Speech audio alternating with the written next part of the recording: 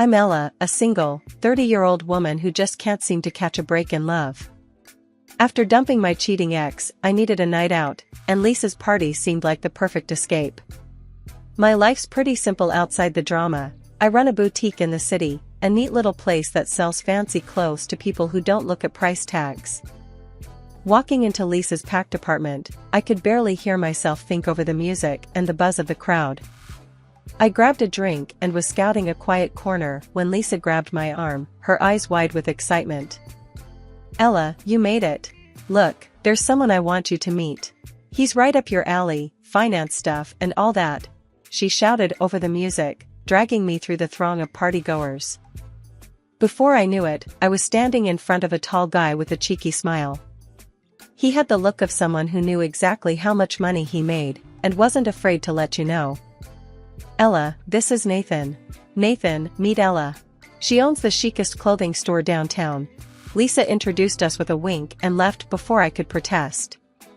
Nathan's handshake was firm, his gaze curious. "A clothing store, huh? That sounds like a lot of fun. I'm in finance myself. Corporate investments and all that jazz," he said, his voice smooth, confident. "Yeah, it's great. I get to meet all sorts of interesting people," I replied, taking a sip of my drink, trying not to roll my eyes. The last thing I wanted was to talk shop. "So, how come I haven't seen you around before? A beautiful woman like you, I wouldn't forget," he continued, leaning in a bit too close for comfort. I shifted back, raising an eyebrow. "Probably because I spend more time with fabric swatches than I do at finance galas." "What's your story? All numbers and big deals?" He laughed, a genuine, hearty sound. "Pretty much. It's not as glamorous as it sounds, though. But tonight, I'm off duty." "Tell me, what's the worst part of running your own business?" "Inventory days and holiday returns," I said, warming up to the conversation, despite myself. "And you? What grinds your gears in the finance world?" "Regulations and the endless paperwork. But enough about work. What do you do for fun?" Nathan asked, his smile disarming. I found myself talking about my love for vintage jazz records and thrift store hunts, topics I hadn't expected to discuss with a finance guy at a noisy party. Nathan wasn't just listening, he was genuinely engaged, asking questions, sharing his own stories about trying to find the best music venues in the city. The evening flew by, and before I knew it, the party was winding down. Nathan looked at his watch, then back at me. I didn't expect to spend the whole evening talking to someone so intriguing. "Can I see you again?" I hesitated, the recent breakup flashing through my mind. "I'm not really looking to jump into anything new," I admitted. "No pressures. Let's just say it'll be about sharing more music and maybe some coffee. I know a place that plays live jazz on the weekends," he suggested. Dating Nathan was like stepping into a whirlwind of jazz nights and impromptu city walks. We'd been seeing each other for a while, and even though I'd told him from the start that I wasn't looking to dive deep into anything, it seemed like every day with him chipped a little bit more off my resolve. One evening, as autumn was just starting to bite, Nathan called me up and said, "Hey Ella, put on that fancy red dress you love so much. I've got a surprise for you." Curiosity piqued, I replied.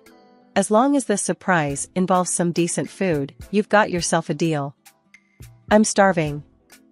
He chuckled. "Trust me, you'll want to be there." I met him outside my store. He was leaning against his car, looking like he'd stepped out of a magazine. "Ready for that surprise?" he asked, opening the passenger door for me. As we drove, he kept the destination a secret, keeping up a steady stream of banter that left me both amused and slightly anxious. Finally, we pulled up to this cozy little jazz club downtown, the kind with dim lighting and intimate tables. The host led us to a secluded spot near the stage. Nathan's attention wasn't on the band, though, it was all on me. Halfway through a soulful saxophone solo, he leaned closer and said, "Ella, I know you said you wanted things light, but I've got to be honest with you." "Oh yeah?" I sipped my drink, my heart starting to race a bit. "Honest about what?" "About this. He reached into his jacket and pulled out a small, velvet box. As he opened it, the soft light caught on a simple, elegant ring. "I'm crazy about you, Ella. I don't want to just hang out or go on dates anymore. I want more. I want everything with you. Will you marry me?" For a moment, I was speechless. The music faded into a blur, and all I could see was his earnest, hopeful face. Then, my practical side kicked in. "Nathan, this is huge.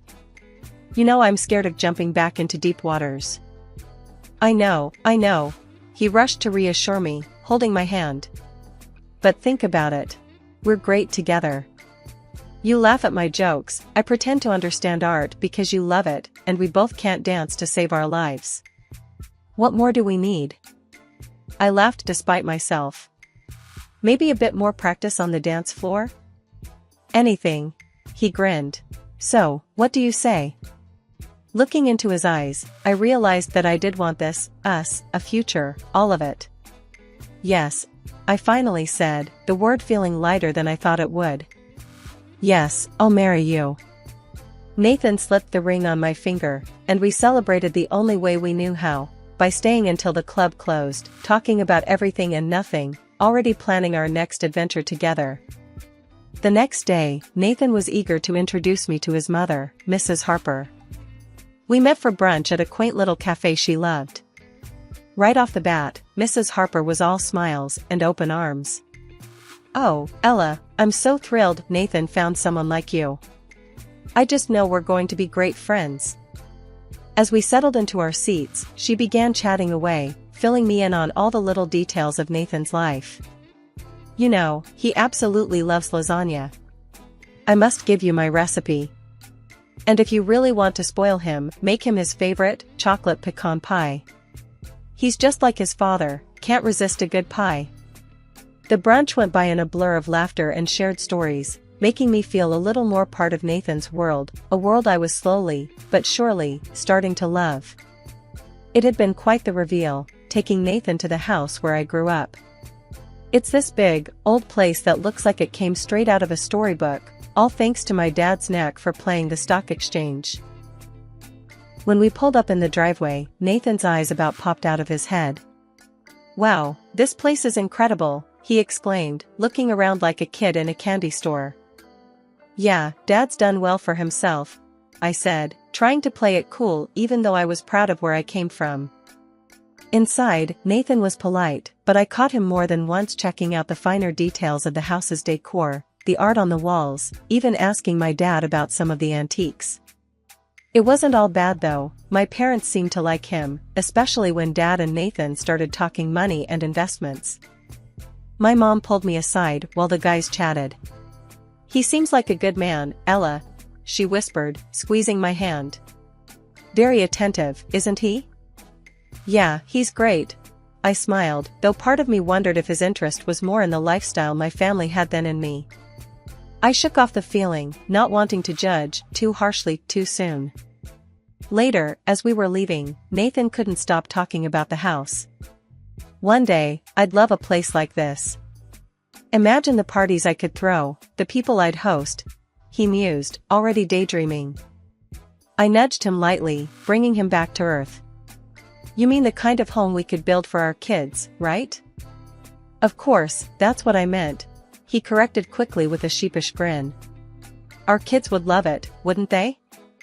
"Definitely," I agreed, though his initial comment lingered in my mind longer than I wanted it to. Fast forward to today, our wedding day, and all those jitters and doubts seemed trivial compared to the joy of the moment. We decided on a simple ceremony at a local garden. It was intimate, just close family and friends, no big spectacle.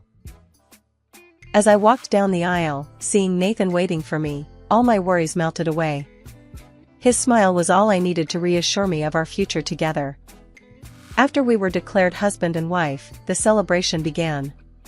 It was laid back, just how we wanted it. We danced, laughed, and enjoyed the company of our loved ones. During the reception, my dad clinked his glass for a toast.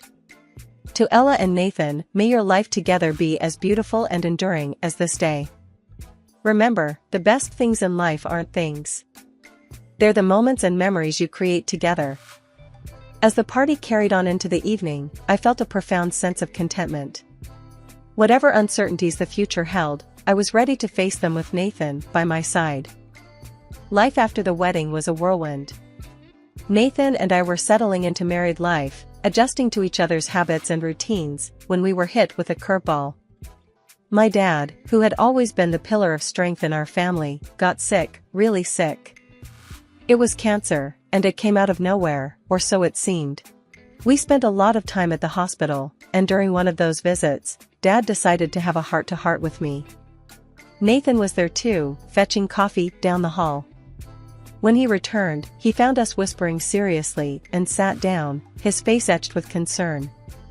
"Ella, there's something important I need to tell you," Dad said, his voice weaker than I remembered it ever being. He took a deep breath, grasping for every bit of strength he could muster. "I've made some decisions about the estate. You're going to inherit $3 million. The room felt silent for a moment, even with the constant beeps and murmurs of the hospital around us. I didn't know what to say. It was a lot of money, a life-changing amount. Nathan, who had just sat down with the coffees, almost choked on his drink. "Wow, that's a lot of money," he stammered, trying to keep his composure. I could see the wheels turning in his head, and something in his expression shifted. It was subtle, but it was there. A flicker of something that wasn't just surprise. It looked a lot like calculation. "Yeah, it's a big responsibility," I responded, feeling suddenly very tired. "It's not just about the money, it's about keeping Dad's legacy alive, making sure we manage everything responsibly." Dad nodded, looking relieved that I understood the weight of his decision. "I trust you, Ella. You know what's important." Nathan quickly added, "Of course, we'll take care of everything, sir. It's what's best for our future, right, Ella?" I noticed the we in his statement and felt a twinge of discomfort. This was suddenly about us, not just me. "Yeah, sure," I said, but my mind was racing. This wasn't how I wanted this conversation to go. After that day, things changed. Nathan started talking more about investments, real estate, things we could do with the inheritance.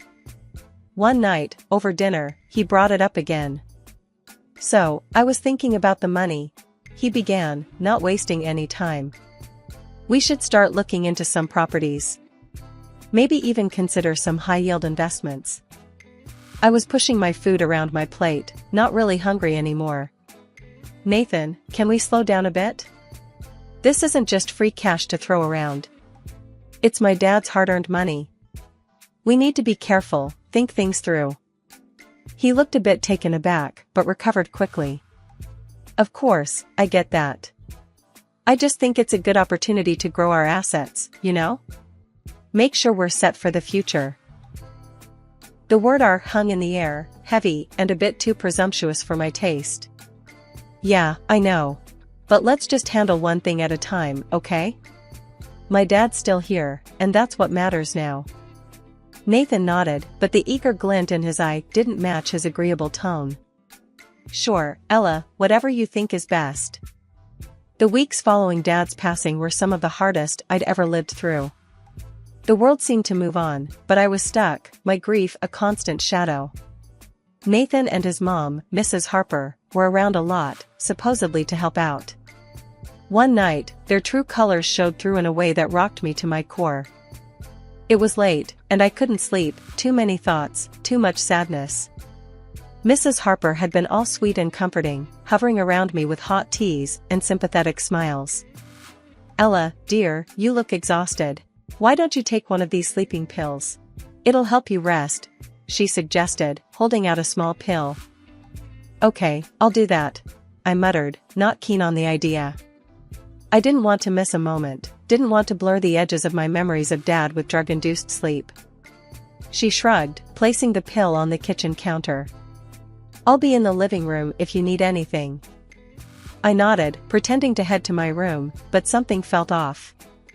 Curiosity, or maybe intuition, nudged me to stay awake, to listen.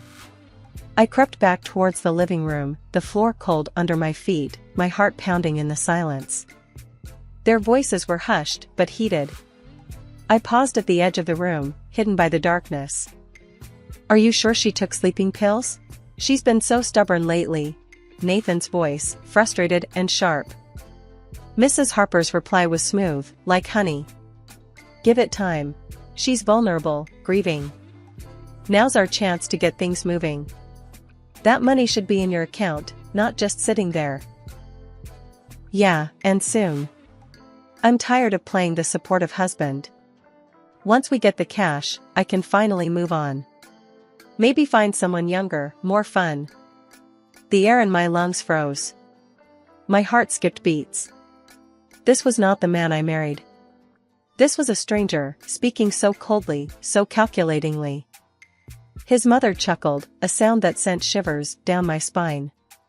"Just make sure I get my share. A new house, perhaps that cute little convertible we saw the other day?"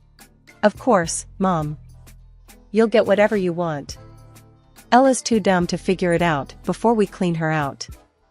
I felt sick, my hands trembling. How could I have been so blind? The love, the marriage, it was all a setup. Quiet as a shadow, I backed away, needing space to think, to breathe. I went to my room, locked the door, and sat on the bed, my mind racing. They were plotting against me, planning to strip me of everything. Morning came and I acted as though nothing had happened. At breakfast, Nathan and his mother exchanged glances, their smiles too sharp, too knowing. Nathan brought up the inheritance again. "Ella, we really should start thinking about that investment. It's what your dad would have wanted, for us to secure our future." His words made my stomach turn, but I kept my face neutral, my voice calm. "I'll think about it, Nathan. Let's see what the lawyers say about the best way to handle everything." The days following my father's funeral were some of the hardest I'd ever had to pretend through. I played the part of the devastated daughter to a T, all while watching Nathan and his mother make plans for a future funded by my inheritance. His mother wasn't even trying to hide it anymore, openly browsing for new houses and cars on her laptop in the living room, as if the money was already hers. Meanwhile, Nathan was barely home. He stayed late at work, came home later than usual, and even when he was around, he was glued to his phone. One evening, as he was taking a shower, his phone buzzed on the nightstand next to our bed.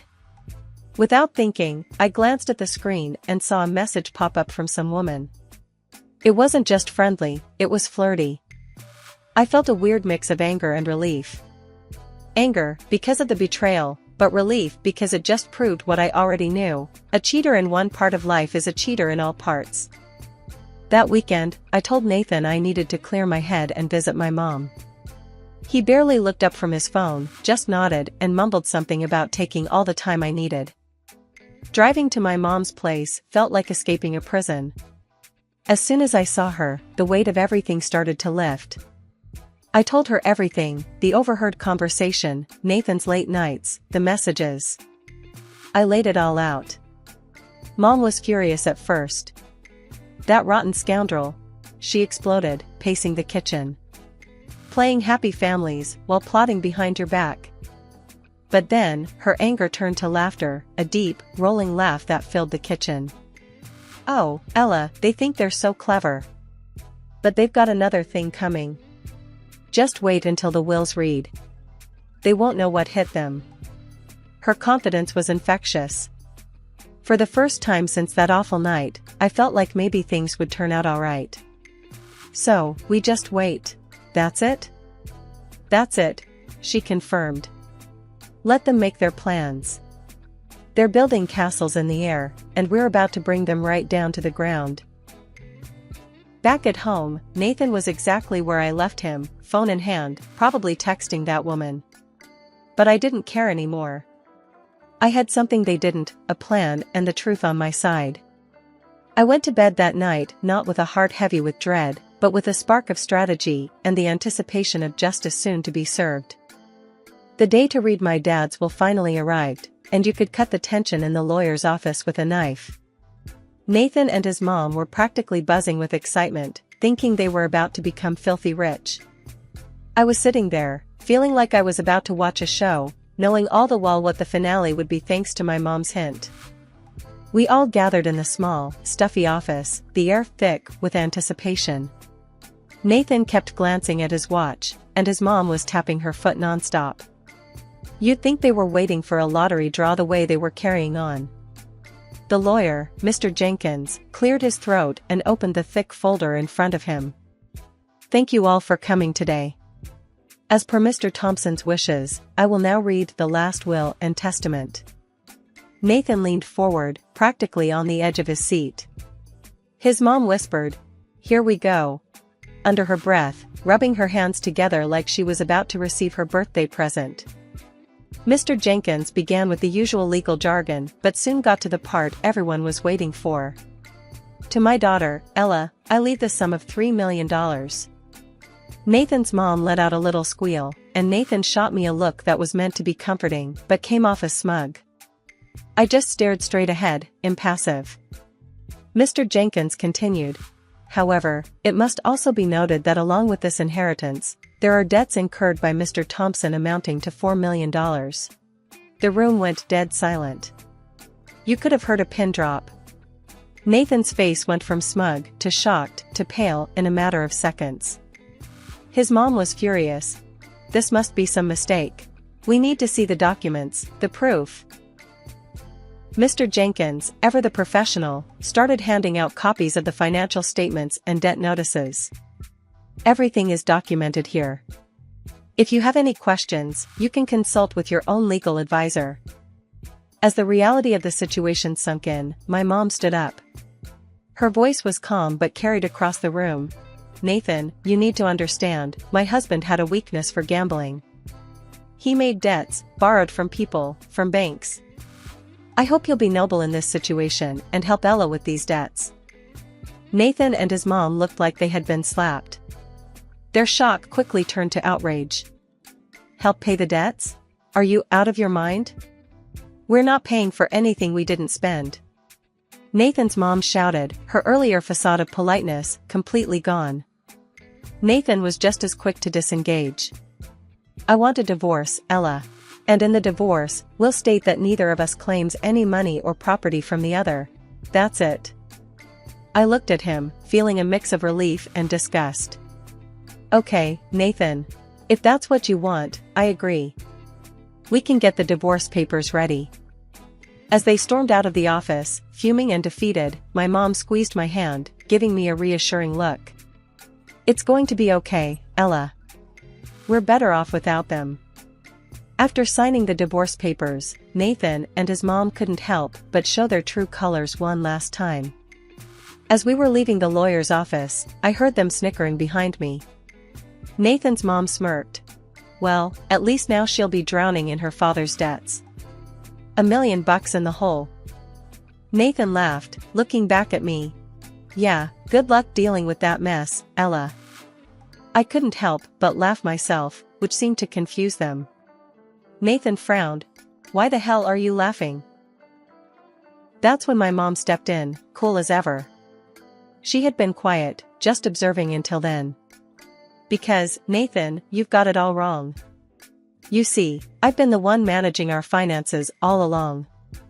Your father-in-law, bless his soul, wasn't the financial wizard everyone thought he was. Their smug expressions faltered. What are you talking about? Nathan's mom snapped. My mom smiled, a bit of steel in her gaze. I'm the one who made all the successful investments and stock deals. My net worth is around $50 million. I can cover Ella's inherited debts without breaking a sweat. Nathan's face went white. Wait, what? Are you serious? Yes, Mom continued. And since I'm in a sharing mood, I've decided to give Ella a beautiful house as well, one that she won't have to share with anyone, especially not a gold digger. The shock on their faces was priceless. Nathan actually dropped to his knees, his earlier arrogance gone as he stammered, Ella, please, I didn't mean any of it. I was just mixed up. I turned my back on him and his mother, who was still trying to process the revelation. As we walked away, I blocked their numbers on my phone. That was the last I wanted to hear from either of them. Weeks later, I heard through the grapevine that Nathan was in trouble. His debts had caught up with him, and the bailiffs were after him. He tried to reach out, sending messages through mutual friends, begging for help. I didn't waver. "Tell him I wish him the best of luck," I told a friend who relayed his pleas. That was the most help he'd get from me.